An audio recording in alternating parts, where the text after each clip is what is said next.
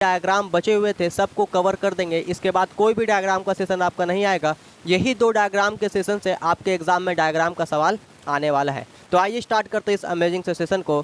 Channel पर नए हैं मेरे दोस्तों, चैनल को सब्सक्राइब कर लीजिए और वीडियो को ज़्यादा से ज़्यादा शेयर कर दीजिए। आइए स्टार्ट करते हैं। तो यहाँ पे हमारे पास जो सबसे पहला डायग्राम है मेरे भाई, वो डायग्राम है आपका पेडिग्री एनालिसिस से। ये डायग्राम किससे है? ये आपका डायग्राम है पेडिग्री एनालिसिस से। ठीक है, ये डायग्राम किससे है? पेडिग्री एनालिसिस से। यहाँ पे आपको पेडिग्री एनालिसिस का सारा सिंबल जो है याद रखना है। पेडिग्री एनालिसिस के सिंबल में आपको ये जो स्क्वायर शेप सिंबल दिख रहा है, ये रिप्रेजेंट करता है मेल को। सर्कल जो है ये रिप्रेजेंट करता है फीमेल को।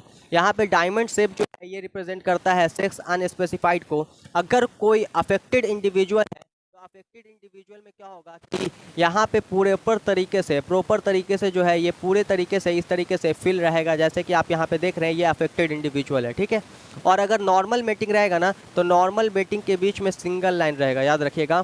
और अगर मेटिंग बिटवीन रिलेटिव्स हो, यानी कि रिलेटिव्स के बीच में मेटिंग होता है तो 2 लाइन जो है आपको देखने को मिलेगा। उसके अलावा पेरेंट्स जो है यहाँ पे रिप्रेजेंट कर रहा है कि पेरेंट्स है ऊपर की तरफ और नीचे जो है चाइल्ड है। चाइल्ड जो है वो आपके अनअफेक्टेड है, क्योंकि अफेक्टेड रहेगा तो कुछ इस तरीके से जो है फिल रहेगा। ठीक है, तो parent with male child affected with disease, parents है और इसमें क्या है मेल चाइल्ड है, डिजीज़ से क्या है अफेक्टेड है। और अगर डायमंड में आपका 5 बना रहेगा तो 5 अनअफेक्टेड ऑफस्प्रिंग को ये रिप्रेजेंट करता है। तो ये आपका वेरी इंपॉर्टेंट है मेरे भाई, ये आपका वेरी इंपॉर्टेंट है। ठीक है, और नेक्स्ट जो है ये आपका एनसीईआरटी से है। ये दोनों आपके एग्ज़ाम में आने का चांस कम है, लेकिन अगर आएगा इस तरीके का तो यही दोनों में से कोई एक जो है आपका आ सकता है। ठीक है, तो ए जो आपका रिप्रेजेंट कर रहा है, ये क्या रिप्रेजेंट कर रहा है? ऑटोसोमल डोमिनेंट ट्रेट को, फॉर एग्जांपल मायोटोनिक डिस्ट्रॉफी को रिप्रेजेंट कर रहा है। और बी जो है ये आपको रिप्रेजेंट कर रहा है ऑटोसोमल रिसेसिव ट्रेट को, for example sickle cell anaemia को। याद रखिएगा कि सिक्कल सेल एनीमिया का अगर आता है तो यहाँ पे जो पेरेंट्स है वो अफेक्टेड नहीं है, और मायोटोनिक डिस्ट्रॉफी का अगर आता है तो पेरेंट्स जो है वो अफेक्टेड है, और वो भी कौन पेरेंट्स? फीमेल पेरेंट्स जो है वो क्या है अफेक्टेड है। तो ये दोनों को आपको अच्छे से एक बार देख लेना है। नेक्स्ट जो डायग्राम है मेरे भाई, ये डायग्राम आपका न्यूक्लियोसोम का डायग्राम है।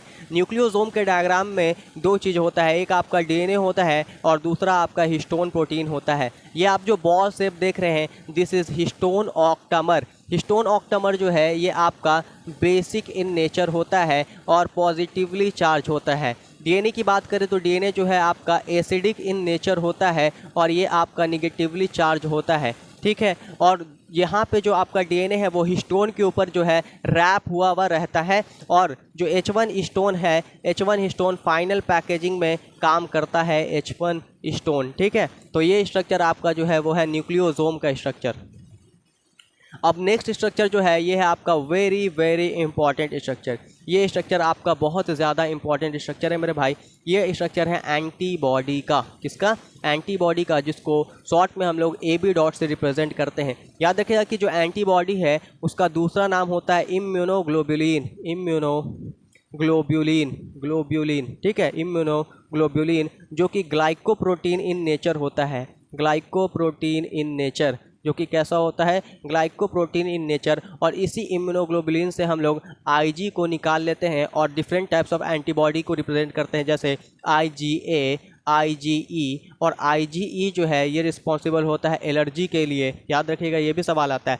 जो लिख रहे हैं मेरे भाई उससे सवाल आएगा। ठीक है, वही सब पॉइंट लिखेंगे। IgA जो है ये प्रेजेंट होता है कोलेस्ट्रम में। किस में प्रेजेंट होता है? कोलेस्ट्रम। कोलेस्ट्रम क्या होता है? फर्स्ट येलोइश मिल्क जो होता है उसी को हम लोग क्या कहते हैं? कोलेस्ट्रम कहते हैं। क्लियर है यहाँ तक? अब हम लोग बात करते हैं एंटीबॉडी के स्ट्रक्चर के ऊपर। तो एंटीबॉडी के स्ट्रक्चर के ऊपर अगर हम लोग बात करें तो यहाँ पे 2 हेवी चेन हमको देखने को मिलता है और 2 लाइट चेन देखने को मिलता है। याद रखिएगा कि एंटीबॉडी के स्ट्रक्चर में 2 हेवी चेन और 2 लाइट चेन देखने को मिलता है। हेवी चीज़ जो है वो बड़ा होगा और लाइट चेन यानी कि लाइट चीज़ जो है वो हल्का होगा। तो जो बड़ा वाला चेन है वो आपका हेवी चेन है और जो छोटा वाला चेन है वो आपका लाइट चेन है। उसके अलावा याद रखना है कि दोनों हेवी चेन के बीच में आपके पास डाइसल्फाइड बॉन्ड प्रेजेंट होता है, और हेवी चेन और लाइट चेन चेन के बीच में एक हेवी चेन एक लाइट चेन के बीच में एक डाइसल्फाइड बॉन्ड, फिर एक हेवी चेन एक लाइट चेन के बीच में एक डाइसल्फाइड बॉन्ड, इस तरीके से दोनों हेवी चेन और लाइट चेन के बीच में 2 डाइसल्फाइड बॉन्ड प्रेजेंट होता है। तो ये वो पॉइंट्स है जहाँ से सवाल जो है आपका आ सकता है। और याद रखिए कि एन टर्मिनल पे क्या होता है, हमारे पास एंटीजन बाइंडिंग साइट होता है। एंटीजन बाइंडिंग साइट जो है वो एन टर्मिनल पे प्रेजेंट होता है, यानी कि एंटीजन जो आएगा वो आकर हमारे एन टर्मिनल के पास बाइंड करेगा। ठीक है, तो एंटीजन बाइंडिंग साइट जो है वो प्रेजेंट होता है एन टर्मिनल पे, और नीचे की तरफ आपके पास सी टर्मिनल होता है। नेक्स्ट स्ट्रक्चर है PBr 322 यानी कि प्लाज्मिड का स्ट्रक्चर। प्लाज्मिड का स्ट्रक्चर आपका बहुत इंपॉर्टेंट स्ट्रक्चर है। यहाँ पे आपको याद रखना है कि देखिए इसका डायग्राम इजी होता है लेकिन रिप्रेजेंटेशन हार्ड होता है। डायग्राम में कुछ नहीं है, आपको गोल बना देना है, लेकिन रिप्रेजेंटेशन हार्ड है। और गोल बनाकर 8 लाइन जो है अंदर में आपको पार देना है कुछ इस तरीके से। ठीक है, और वहाँ पे रिप्रेजेंटेशन क्या हार्ड होता है उसको याद कैसे रखेंगे, तो 4 चीज़ जो है वो आपको अंदर की तरफ रिप्रेजेंट करना है। दोनों रेसिस्टेंट जीन्स यानी कि एम्पीसिलिन रेसिस्टेंट जीन्स और टेट्रासाइक्लिन रेसिस्टेंट जीन्स, ये दोनों आपका ऊपर की तरफ रहेगा। ORI यानी कि ओरिजिन ऑफ रेप्लिकेशन और रूप जो है वो आपका नीचे की तरफ रहेगा। एम्पीसिलिन रेसिस्टेंट जीन्स में हमारे पास PST फर्स्ट और PVU फर्स्ट रहता है। उसके बाद आपको eco R1 CL1 hind 3 balm H1 साल 1 और PVU2 ऐसे लाइन से आपको जो है याद रखना है। इसका कई सारा ट्रिक निमोनिक्स आपको अलग अलग जगह मिल जाएगा। मैंने इसलिए नहीं बताया क्योंकि अगर ट्रिक बताएंगे तो एग्जाम में ट्रिक याद रखिएगा और नाम में भूल जाइएगा तो काम गड़बड़ा जाएगा मेरे दोस्त। तो आपको इसको क्या करना है, 2 से 3 बार बनाकर प्रैक्टिस करना है। ठीक है, अब यहाँ पर रिकॉम्बिनेंट डीएनए टेक्नोलॉजी का हम लोग डायग्राम देख लेते हैं। तो रिकॉम्बिनेंट डीएनए टेक्नोलॉजी कैसे करते हैं हम लोग एक फॉरेन डीएनए लेते हैं, उसके अलावा हम लोग वेक्टर डीएनए यानी कि प्लाज्मिड लेते हैं और दोनों को सेम रिस्ट्रिक्शन एंजाइम से काटते हैं। याद रखिएगा भाई, रिस्ट्रिक्शन एंजाइम जो है वो हमारा क्या होगा, सेम होगा। रिस्ट्रिक्शन एंजाइम को ही मॉलिक्यूलर सीजर कहते हैं मेरे भाई, याद रखिएगा। ये भी सवाल आता है कि रिस्ट्रिक्शन एंजाइम को ही हम लोग क्या कहते हैं, मॉलिक्यूलर सीजर कहते हैं। उसके बाद दोनों को कैंची से काट दिया यानी रिस्ट्रिक्शन एंजाइम से काट दिया। अब जोड़ने का काम करेंगे तो जोड़ने का काम करता है ग्लू, और ग्लू कौन है हमारा, ग्लू है हमारा लाइगेज। क्या है, लाइगेज। और लाइगेज क्या कहलाता है, मॉलिक्यूलर ग्लू कहलाता है, क्योंकि ये मॉलिक्यूल्स को जोड़ता है, इस वजह से इसका नाम पड़ गया मॉलिक्यूलर ग्लू। और जब इन दोनों को जोड़ देते हैं तो हमारे पास फाइनली रिकॉम्बिनेंट डीएनए मॉलिक्यूल बन के आ जाता है। उस रिकॉम्बिनेंट डीएनए मॉलिक्यूल को हम लोग किसी होस्ट के अंदर डाल देते हैं और इस प्रोसेस को ट्रांसफॉर्मेशन कहते हैं। और जिसके अंदर डालते हैं उसे हम लोग ट्रांसफॉर्मेंट कहते हैं। और जैसे जैसे ये होस्ट डिवाइड करेगा, फॉर एग्जाम्पल कि इकोलाई जो है वो 18 मिनट में डिवाइड कर जाता है, तो जैसे जैसे ये होस्ट डिवाइड करेगा वैसे वैसे जीन ऑफ इंटरेस्ट हमारा डिवाइड करते चला जाएगा और उसका कॉपी बनते चला जाएगा। तो ये होल प्रोसेस जो है आपका क्या है, रिकॉम्बिनेंट डीएनए टेक्नोलॉजी है। ठीक है, नेक्स्ट जो है ये आपका मिलर का एक्सपेरिमेंट है। मिलर के एक्सपेरिमेंट में आपको याद रखना है मेरे भाई कि यहाँ पे हम लोग इलेक्ट्रोड लेते हैं। मिलर क्या करना चाह रहे थे, मिलर जो है प्रीमिटिव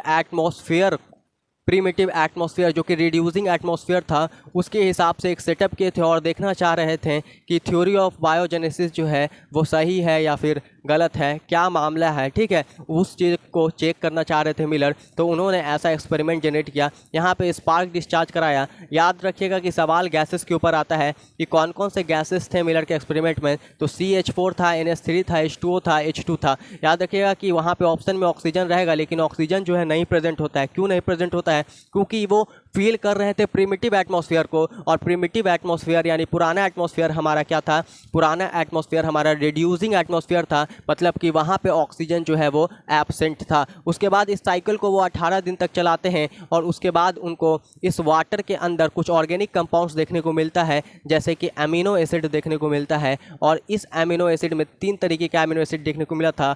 ट्रिक याद रखिएगा, आग, ए से याद रखिएगा एस्पार्टिक एसिड, क्या याद रखिएगा, एस्पार्टिक एसिड।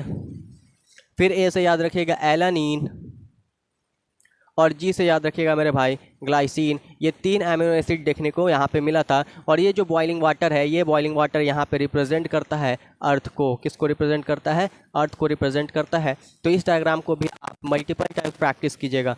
नेक्स्ट है प्लाज्मोडियम का लाइफ साइकिल। प्लाज्मोडियम का लाइफ साइकिल जो है वो डाइजेनेटिक होता है। कैसा होता है, डाइजेनेटिक, यानी कि कंप्लीट होता है किसमें, कंप्लीट होता है 2 होस्ट में।